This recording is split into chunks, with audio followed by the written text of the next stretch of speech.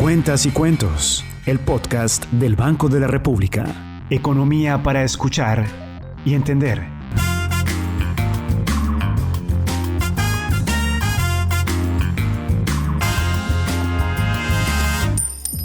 Hace pocos días, el Banco de la República publicó el reciente reporte del mercado laboral con cifras hasta abril. Este reporte del mercado laboral tiene datos interesantes, como que en el último año se han generado en el país 888.000 empleos. La mayor cantidad de estos empleos se están generando en las zonas rurales, en el campo, y no tanto o no con el mismo impacto en las ciudades. Para hablar de este y otros temas relacionados con el mercado laboral en el país, he invitado a la investigadora Andrea Otero, experta en economía laboral. Andrea, muchas gracias por aceptar esta invitación a Cuentas y Cuentos, el podcast del Banco de la República. Muchas gracias a ti, Jaime. Yo feliz de estar aquí en Cuentas y Cuentos contándoles un poco sobre la coyuntura y los factores estructurales detrás de estas noticias. Andrea, aunque es bueno que se genere empleo, el reciente reporte del mercado laboral muestra que está creciendo el empleo en las zonas rurales y no tanto en las ciudades, como dijimos. Pero ese empleo en las zonas rurales es de un segmento llamado los no asalariados. ¿Por qué está creciendo en el campo y no tanto en las ciudades? Bueno, muy buena pregunta, Jaime. Resulta que lo que estamos observando es que el empleo creció en las ciudades a una tasa del 2,6%, que es mucho menor a lo que pasa en la ruralidad. Esto, digamos, no siempre sucede así. ¿Qué observamos nosotros y qué se reporta en ese reporte de mercado laboral? Por una parte, hay un tema de ciclo económico, y es que Colombia en los últimos 2 años ha tenido un crecimiento económico por debajo del 2%, y por supuesto, cuando la economía crece más despacio, todo se ralentiza, incluyendo la generación de vacantes formales, de empleos en el sector formal. Lo que no se ralentiza es la generación de vacantes informales, que en general suelen ser como ese colchoncito que tienen los colombianos cuando las cosas en la economía van más despacio.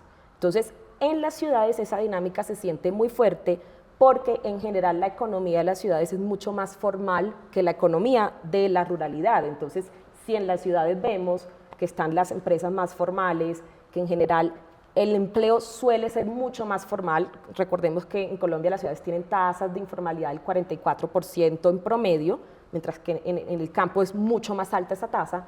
Entonces, cuando la economía va más despacio, le pega más duro a las ciudades por esa explicación. Ahora, tu segunda pregunta de qué implicaciones tiene que este crecimiento del empleo sea sobre todo el segmento no asalariado, tiene varias implicaciones. Primero, ¿qué es el segmento no asalariado? Este segmento es el que incluye a trabajadores por cuenta propia o los llamados independientes, incluye a emprendedores que digamos en el DANE se llaman patrón empleador, incluye jornaleros. Este tipo de trabajo suele ser mucho más informal que el empleo asalariado. Los asalariados son justamente lo que llamamos en la calle los empleados, que pueden trabajar como empleados de planta en empresas privadas o en empresas del sector público. Entonces, este segmento no asalariado ha crecido con mucha fuerza en la ruralidad. En particular, el empleo de trabajadores por cuenta propia creció al 10%, que es una tasa muy alta, y creció en sectores que no te esperas que crezcan. Es decir, no creció en el sector agropecuario a esa velocidad como uno tradicionalmente esperaría, sino que creció sobre todo en el sector comercio, alojamiento y transporte. Entonces vemos es un aumento de la informalidad y de personas entrando a la informalidad en estos segmentos. Debo decir que el empleo formal también creció en la ruralidad y creció más rápido que en las ciudades. Sin embargo, ganó en velocidad el crecimiento del trabajo informal.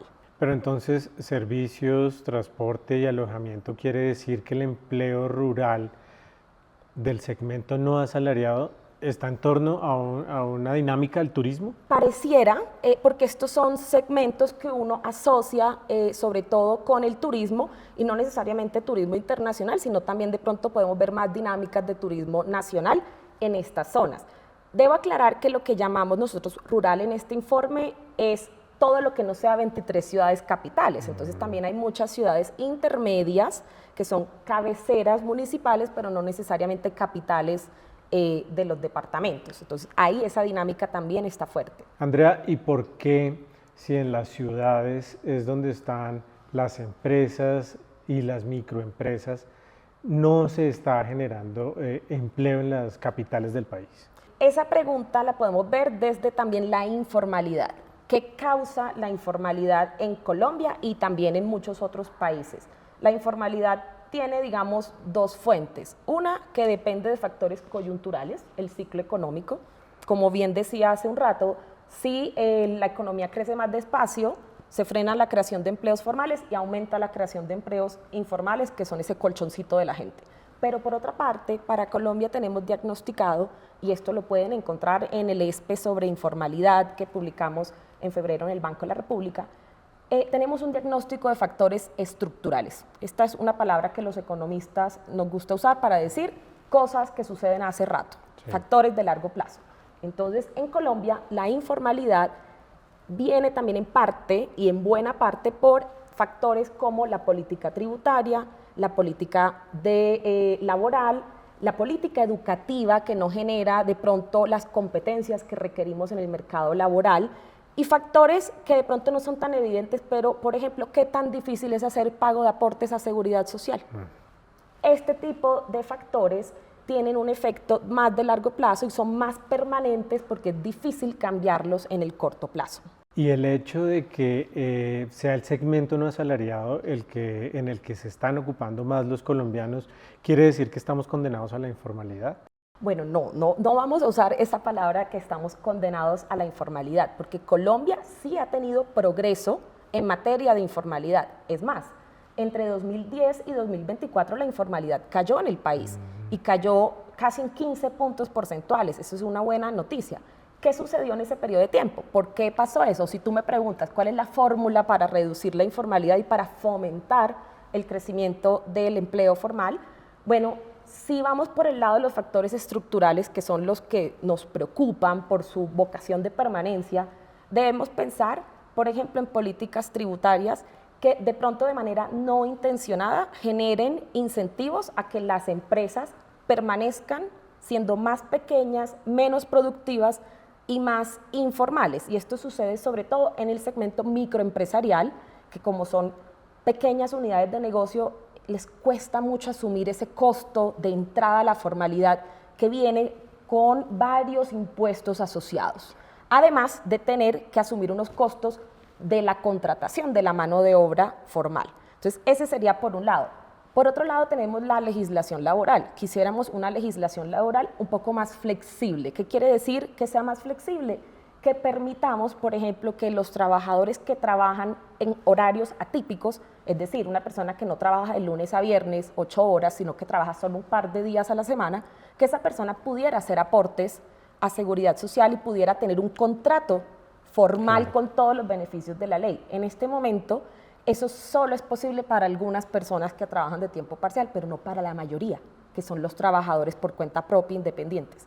Ellos no pueden hacer aportes solo por un par de días a la semana, sino que les toca hacer aportes por 30 días y con una base del salario mínimo mensual. Entonces, si su ingreso es menor al salario mínimo mensual, para ellos es ultra costoso hacer ese pago de aportes, por ejemplo. Cuentas y cuentos. Suscríbete en Apple Podcast y Spotify. En los trabajos que has participado, en las investigaciones también de las que has hecho parte, ¿han encontrado ustedes, los economistas del mercado laboral, una fórmula para que Colombia invierta esa cifra, esa estadística y sean más los formales y menos los informales? Sí, digamos que esto no es mágico, pero sí se tiene ya alguna experiencia en que si generamos unas condiciones propicias para la generación del empleo formal, como estabilidad en el país, política tributaria amigable con la formación de empresas, si tenemos una política educativa, que es súper importante el tema de educación cuando hablamos de informalidad, una política educativa que responda a las necesidades del mercado laboral y genere mayor valor agregado en esos trabajadores. Cuando ellos entren a trabajar, hagan que esos segmentos en los que trabajan prosperen, todo esto ayuda a que la formalidad aumente y aumente rápido. Entonces, esa sería como la fórmula mágica. Hay que atacar varios problemas a la vez. Entonces, mejores diseños de políticas públicas que estén alineados entre ellos, porque a veces ajustamos una política pública, pero desajustamos otra. Entonces, necesitamos todos ir como viendo hacia el mismo lado. Queremos crecimiento económico que fomente la formalidad. Me surge una duda a partir de tu respuesta. ¿Debemos cambiar el modelo académico? ¿Debemos Colombia generar más técnicos y tecnólogos que profesionales? ¿O cómo lees tú eso? Bueno, todavía en Colombia no estamos en ese punto de la discusión que quizás sí se da en países más desarrollados.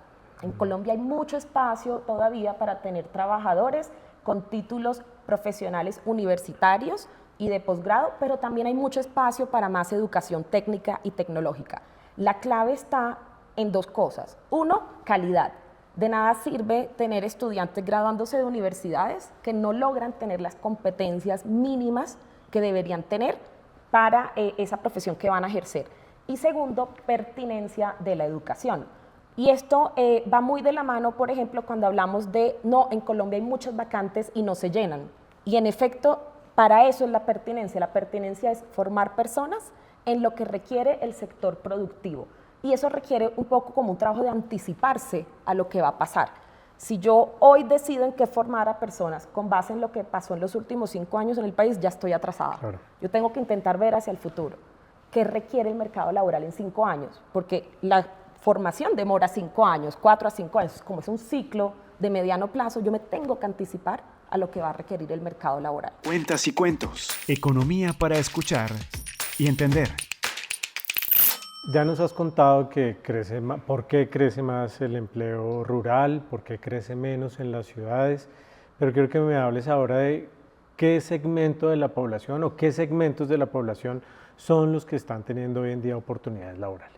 Como conversamos que este crecimiento que vemos en el empleo ha estado jalonado por el segmento no asalariado, usualmente las personas que participan con más fuerza en este tipo de ocupaciones como cuenta propia o como jornalero son trabajadores de menor nivel educativo. En Colombia estamos viendo eso, que la contratación o el crecimiento del cuentapropismo en segmentos de bajo nivel educativo está creciendo bastante. Ahora hay un tema un poco preocupante y es que está cayendo la contratación formal de personas con alto nivel educativo.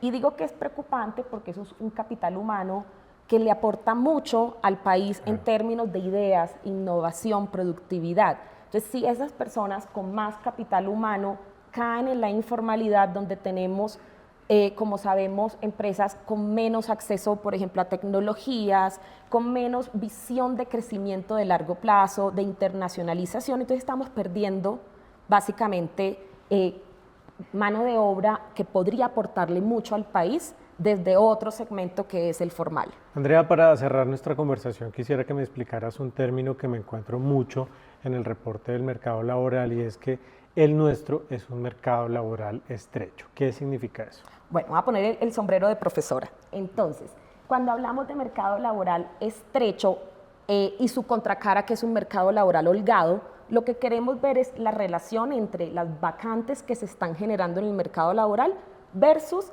la cantidad de personas dispuestas a trabajar en esas vacantes que se encuentren desempleados. Entonces, acá hay que recordar un poco la definición estadística de desempleo, y es alguien que está buscando trabajo y que tiene total disposición de entrar a trabajar inmediatamente. Entonces, esa relación nos dice si el mercado laboral es estrecho o si es holgado. ¿Cuándo es estrecho un mercado laboral? Cuando yo tengo muchas vacantes y pocas personas para llenar esas vacantes. ¿Y por qué se dice que es estrecho? Porque ahí, ¿qué hay que hacer? Hay que subir salarios para lograr que más personas entren al mercado laboral y puedan llenar esas vacantes rápidamente. Y ese tipo de dinámicas genera presiones inflacionarias. Por el otro lado, cuando tenemos un mercado laboral holgado, lo que sucede es que tenemos pocas vacantes y muchos desempleados. Entonces, ahí no vemos esas presiones inflacionarias porque sencillamente no hay que subir salarios. Ahora, me parece importante también tener en cuenta que siempre que hablamos de mercado laboral, esto es complejo, esto no es blanco y negro. Entonces, suceden otro tipo de cosas. Puede suceder que tengamos muchas vacantes y mucho desempleo a la vez. Y eso ya hay esa definición de holgado versus estrecho, pues quedamos un poquito perdidos. ¿Qué pasa en ese caso? Ahí hay un desajuste en las habilidades y competencias que tiene la mano de obra versus las habilidades y competencias que busca contratar el mercado laboral. Entonces, por eso siempre vale la pena analizar el mercado laboral desde distintos ángulos para tener en cuenta todas esas dinámicas y sutilezas que no son tan evidentes a primera vista. Y para que no te salgas de tu rol de profesora, si le tienes que dar un diagnóstico a alguien que no conoce mucho del mercado laboral, básicamente tenemos una buena salud en nuestro mercado laboral, estamos en cuidados intensivos. ¿Cómo es la salud del mercado laboral colombiano? Bueno, en este momento tenemos la noticia que la tasa de ocupación aumentó. Tenemos la noticia también de una caída en la tasa de desempleo y tenemos la noticia de un aumento de la tasa de informalidad. Entonces, acá hay varias fuerzas ocurriendo al mismo tiempo. Entonces, no podemos decir que el mercado laboral colombiano está de excelente salud, pero tampoco podemos decir que está enfermo. Es un mercado laboral que en este momento está pasando por un periodo de expansión de la mano de obra informal y que también en parte responde al momento del ciclo económico. ¿Qué es lo ideal? Que podamos generar más crecimiento para que haya mayor formación de vacantes formales y que mucha de esta mano de obra pueda migrar a la formalidad. Y de otra parte, seguir trabajando en la política educativa para tener más mano de obra formal con mejores competencias y habilidades. Entonces, esa sería como mi diagnóstico es, hay que vigilar lo que está pasando. Sin embargo, no estamos en una situación terrible ni tampoco estamos en la mejor situación. Cuentas y cuentos. Suscríbete en Apple Podcast y Spotify. Muchas gracias, Andrea Otero, investigadora del Banco de la República, que nos ha presentado un panorama clarísimo del mercado laboral del país en este año. Andrea, muchas gracias, y si se me quedó algo por preguntarte o algo que nos quieras agregar, bienvenida. Muchas gracias, Jaime, por la invitación. Bueno, sí, quisiera invitar a todas las personas que escuchan este podcast o que nos ven en Spotify y en todas las redes del banco, que lean el ESPE sobre informalidad laboral que salió publicado en febrero. Van a encontrar mucha información relevante para terminar de entender la complejidad del mercado laboral colombiano.